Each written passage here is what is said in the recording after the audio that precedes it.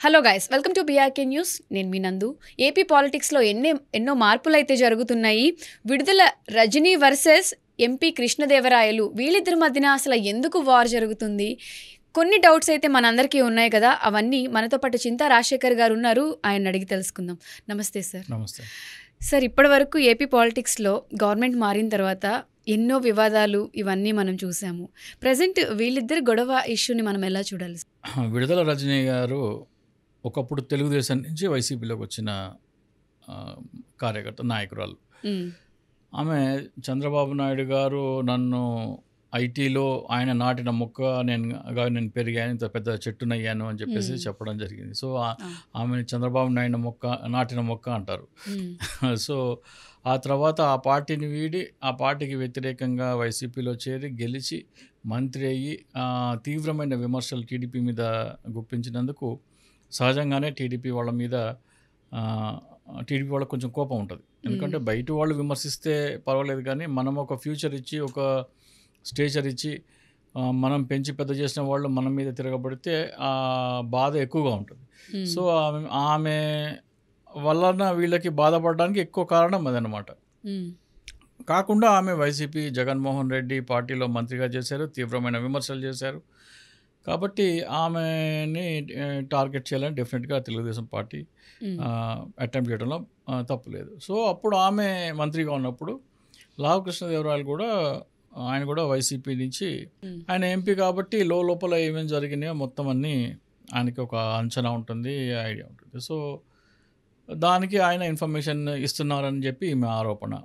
నేను ఇన్ఫర్మేషన్ ఇవ్వటం ఏంటి, ఇది వాస్తవమే కదా అని ఆయన చెప్తున్నారు.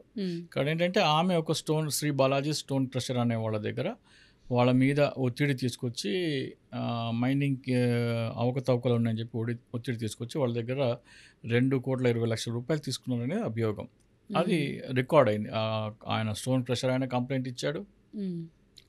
దాన్ని దర్యాప్తు చేసిన అప్పుడు మైన్స్ విజిలెన్స్ అధికారి కూడా దాన్ని ఎండోర్స్ చేస్తున్నారు. సో దాని ఆధారంగా ఏసీబీ కేసు బుక్ అయింది. అవినీతి బలవంతపు వసూలు కింద కేసు బుక్ అయింది.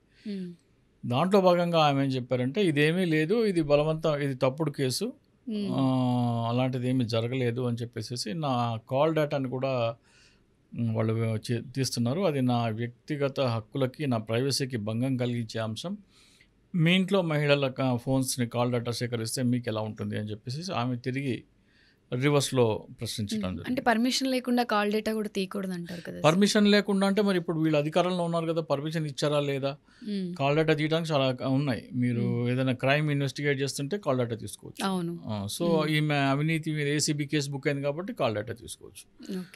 సో దాన్ని బట్టి, లేకపోతే ఇల్లీగల్గా డబ్బులు లంచాలు ఇచ్చి అనధికారికంగా తీసుకుని దాన్ని కూడా బహిర్గతం చేస్తారు. సో కాల్ డేటా ఈ రోజున పెద్ద కష్టమేమి కాదు, ఎందుకంటే ప్రైవేట్ టెలికాం ఆపరేటర్స్ ఈ రోజున ప్రభుత్వంలో ఉన్నారు. ఇన్ఫ్లుయెన్స్ ఉపయోగించి మీకు కావాలి అంటే అనధికారికంగా ఇస్తారు. ఇక్కడైతే డైరెక్ట్గా ఏసీబీ కేసే బుక్ అయింది. సో అధికారికంగా కూడా తీసుకోవచ్చు. సో ఆమె అభియోగం ఏంటంటే, ఇదంతా కృష్ణదేవరాయలు గారు ఉద్దేశపూర్వకంగా తనని టార్నిష్ చేయడానికి చేస్తున్న కుట్ర అని ఆమె ఆరోపిస్తున్నారు. కృష్ణదేవరాయలు గారు ఏమంటారంటే, దీంట్లో వాస్తవాలు ఉన్నాయా లేదా అనేదే మాట్లాడండి, కానీ ఎవరు చేస్తున్నారు ఏంటి అనేది కాదు, దీని ఇవన్నీ జరిగిన సంఘటనలు అవునా కాదా అనేది మాత్రమే మీరు దానికి సమాధానం ఇవ్వాల్సి ఉంటుంది అని చెప్పేసి ఆయన అంటున్నారు. సో ఇవన్నీ చూస్తే రాబోయే రోజుల్లో ఇన్వెస్టిగేషన్, అరెస్ట్, డెఫినెట్గా నెక్స్ట్ అరెస్ట్ కాబోయేది విడుదల రజనీ అని మనకు అర్థమవుతుంది. సో దీన్ని బట్టి చూస్తే డెఫినెట్గా ఆమె అరెస్ట్ అయ్యే అవకాశాలు ఎక్కువ ఉన్నాయి. ఆ తర్వాత కేసు నడుస్తుంది. సార్, అంటే ఇప్పుడు ఇవన్నీ వాంటెడ్గా ఇప్పుడు చేస్తున్నారనే వార్త కూడా, అంటే అదర్ పార్టీ వాళ్ళు, అపోజిషన్ వాళ్ళు కావాలని ఇవన్నీ క్రియేట్ చేస్తున్నారు అనేది ఎక్కువగా వింటున్నాము. అది ఎంతవరకు నిజం సార్? వాంటెడ్గా చేస్తే ఎంతవరకు చేయగలరు? ఆధారాలు దొరకవు. వాంటెడ్గా చేస్తే మీరు హెరాస్ చేయగలరు, ఒక 3 నెలలు 6 నెలలు జైల్లో పెట్టగలరు, కానీ దాన్ని మీరు ప్రూవ్ చేయడం కష్టం. ప్రూవ్ చేయాలంటే చాలా కష్టం. జరగని దాన్ని జరిగినట్టు ప్రూవ్ చేయాలంటే అది ఇంపాసిబుల్. అక్కడ నిలబడిన అతను చాతకాని వాడైతే తప్ప, ఒక జరగని అంశాన్ని జరిగినట్టుగా మీరు ధృవీకరించాలంటే ఆ ఫైట్ చేసే వ్యక్తి ఆయన దగ్గర ఉన్న మెటీరియల్ సబ్స్టెన్స్ కనుక స్ట్రాంగ్గా ఉంటే డెఫినెట్గా ఆయన దాన్ని డిఫెండ్ చేసుకోవచ్చు. అతను వీక్ అయినా కానీ అది మళ్ళీ వాళ్ళు గెలిచే అవకాశం ఉంటుంది. కానీ వాళ్ళు స్ట్రాంగ్ అన్నమాట. అంటే Vidadala Rajini not as ordinary person. మంత్రిగా చేశారు, ఆమెకుండే సపోర్ట్ ఆమెకు ఉంటుంది. ఆమె అటువంటిది ఏమీ చేయకపోతే ఎక్కువ రోజులు ఆమె నిర్బంధంలో ఉండాల్సిన అవసరం లేదు, దాని నుంచి బయటపడవచ్చు కూడా. అంటే చిన్న చిన్న కేసులు కూడా ఇప్పుడు ఎంతో పెద్ద క్రైములు చేస్తే తప్ప అరెస్టులు చేయలేని సిచ్యువేషన్ ఇంతకు ముందు ఉండేది.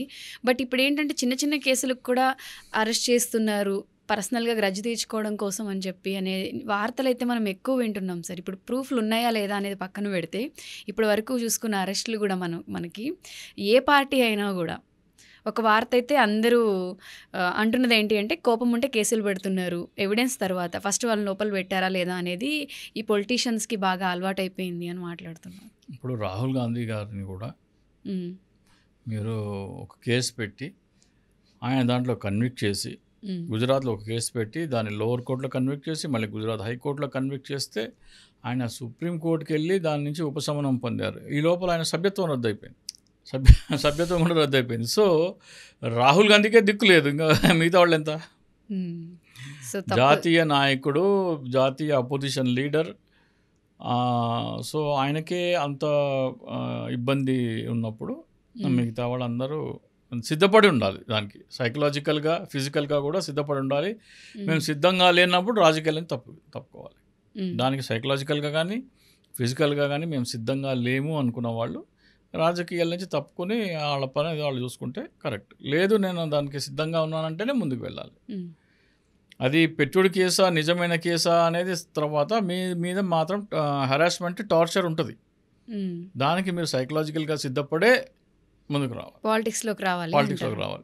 పాలిటిక్స్లోకి వచ్చి నేను ఎవరి మీదైనా సరే విమర్శిస్తున్నాను, ఎస్పెషల్లీ అధికార పార్టీ మీద విమర్శిస్తున్నాను అంటే నేను అరెస్ట్ అవుతాను, నా మీద 3rd డిగ్రీ ప్రయోగం ఉంటుంది అనే దానికి సైకలాజికల్గా ఫిక్స్ అయ్యే ముందుకు రావాలి, పాలిటిక్స్లోకి రావాలంటారు. లేకపోతే ఇంట్లో కూర్చోడం నయం. సార్, ప్రజలు ఇంత నమ్మకం పెట్టుకొని వీళ్ళని గెలిపించిన తర్వాత ప్రజల సమస్యల పైన పోరాడాలి, కానీ వీళ్ళు పర్సనల్గా ఇలా ఇప్పుడు మీరు ఓపెన్గా చెప్తున్నారు సార్, ఫిక్స్ అయిపోయి ఉండాలి వన్స్ మనం కమెంట్ చేస్తే అని చెప్పి. ప్రజల గురించి నిజంగా ఎంత ఆలోచిస్తారా ఈ పొలిటీషియన్స్? మన ఏపీ గతి ఇట్లా ఎందుకు ఉంటుందండి? ప్రజల గురించి ఆలోచించే వాళ్ళైతే ఏపీ పరిస్థితి ఇట్లా ఎందుకు ఉంటుంది? ఏమని చెప్పి అధికారంలోకి వచ్చారు వీళ్ళు? ఏ మాటలు చెప్పి అధికారంలోకి వచ్చారు? పవన్ కళ్యాణ్ సుగాలి ప్రీతి మేము తీసుకోబోయే మొట్టమొదటి కేసు అన్నారు. 9 నెలలు అయిపోయి 10వ నెల నడుస్తుంది, 2 నెలలు అయితే ఏడాది. సో ఎక్కడ సుగాలి ప్రీతి కేసు, ఎక్కడ ఇది? అలాగే పవన్ కళ్యాణ్ ఏమన్నారు? ఆమె సనాతని హిందూ అన్నారు. ఎన్ని రోజులైంది?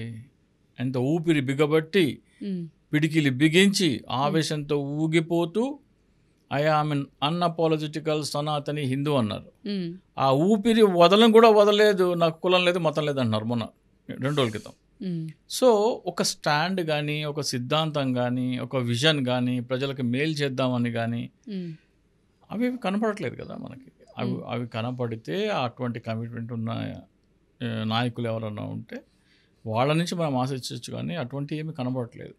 ఆంధ్రప్రదేశ్లో 2 పార్టీల్లో చూస్తే ప్రజలకి మేలు చేయాలి, పిల్లలకి మంచి చదువు ఇవ్వాలి, మంచి ఆరోగ్యం ఇవ్వాలి, వాళ్ళని వృద్ధిలోకి తీసుకురావాలి అనే తపన జగన్మోహన్ రెడ్డి అయితే కనపడింది నాకు. ఎస్పెషల్లీ పాఠశాలలో తీసుకొచ్చిన ఇవి కానీ రివల్యూషన్ కానీ, లేకపోతే ఎలక్ట్రానిక్ క్లాస్ బోర్డ్స్, ఈ టీచింగ్ కానీ, అలాగే బైలింగ్వల్ టెక్స్ట్ బుక్స్ కానీ, ఇవన్నీ చూస్తే పిల్లలని వాళ్ళకి నేను ఇవ్వగలిగిన ఆస్తి చదువు అనేది డెఫినెట్గా ఆయనలో ఆ దృఢ సంకల్పం కనపడింది. ఈ మాట అయితే చాలా మంది నోటి నుంచి విన్నాం సార్, గవర్నమెంట్ స్కూల్స్ని బాగా డెవలప్ చేశారు అని చెప్పి. దాంట్లో ఎటువంటి హెజిటేషన్ లేదు, దాంట్లో ఫ్యాక్ట్ ఉంది. అలాగే వాళ్ళకి ఇచ్చే మిడ్ డే మీల్ కూడా మంచి పౌష్టికాహారంతో ఉండి వాళ్ళకి వయసుకు తగ్గట్టు, అంటే ఎస్పెషల్లీ పాఠశాల విద్యార్థులు ఎదిగే వయసు కాబట్టి వాళ్ళ ఎదిగే వయసుకి కావాల్సిన ఆహారం అంతా దాంట్లో ఇంగ్రీడియంట్స్, ప్రోటీన్స్, కార్బోహైడ్రేట్స్ ఇవన్నీ దాంట్లో ఉండేలా చూసారు. ఎస్పెషల్లీ 8th క్లాస్ దాటిన బాలికలకి వాళ్ళు మెచ్యూర్ అయిన తర్వాత వాళ్ళకి ఎటువంటి స్ట్రెంగ్త్ కావాలి, ఆ ఫుడ్ కూడా దాంట్లో ఇంక్లూడ్ చేయడం కోసం ఆయన స్పెషల్ ఇంట్రెస్ట్ తీసుకున్నారు. సో అంత కమిట్మెంట్ అయితే ఇప్పుడున్న నాయకుల్లో అయితే లేదు, కూటమి నాయకుల్లో అయితే లేదు. దాంట్లో ఎలాంటి సందేహమే లేదు, దాంట్లో చెప్పాల్సిన అవసరమే లేదు. అలాగే ఆంధ్రప్రదేశ్కి తీరాన్ని అన్యాయం చేసిన భారతీయ జనతా పార్టీతో పొత్తు పెట్టుకున్నారంటేనే ఆంధ్రప్రదేశ్ వినాశకార శక్తి భారతీయ జనతా పార్టీ. ఆంధ్రప్రదేశ్ రాష్ట్ర విభజన సమయంలో మనకి ప్రత్యేక హోదా ఇస్తే తప్ప రాష్ట్ర అభివృద్ధి లేదని చెప్పారు. అది ఇవ్వను పొమ్మన భారతీయ జనతా పార్టీతో పొత్తు పెట్టుకోవటం అంటేనే మీరు ఆంధ్రప్రదేశ్ని నాశనం చేసినా పర్వాలేదు, మేము మీతో కలిసి ఉంటాము అంటున్నారంటే ఒక విధంగా చెప్పాలంటే శత్రు దేశమైన పాకిస్తాన్తో చేయగలపడం ఎంత దుర్మార్గమో ఆంధ్రప్రదేశ్ వాళ్ళు భారతీయ జనతా పార్టీతో చేతులు కలపడం అంతే దుర్మార్గం. అంటే ఆ రాష్ట్ర ప్రయోజనాలను కలరాసి వినాశకారైన శక్తులతో మీరు చేతులు కలిపారు. అలాగే నిన్నగాక మొన్న విశాఖ స్టీల్ ప్లాంట్ మేము ప్రైవేటీకరణ ఆపించేసాము, దాంట్లో విజయం సాధించామని పవన్ కళ్యాణ్ గారు జబ్బలు జరుచుకున్నారు దాంట్లో పార్టీ ఆవిర్భావ మీటింగ్లో. ఈ రోజున రిటర్న్గా ఇచ్చారు, అటువంటిది ఏమీ లేదు, మేము ప్రైవేటీకరిస్తామని. సో దాన్ని బట్టి చూస్తే ఇప్పుడున్న పార్టీలలో ఏదైనా ఎవరైనా సరే వాళ్ళ ముందర ఉన్న 2 ఆప్షన్స్లో ఏదైనా చూస్తే best option is YCP. Okay, దాంట్లో ఎటువంటి సందేహము అనుమానం అవసరం లేదు. Okay sir, thank you.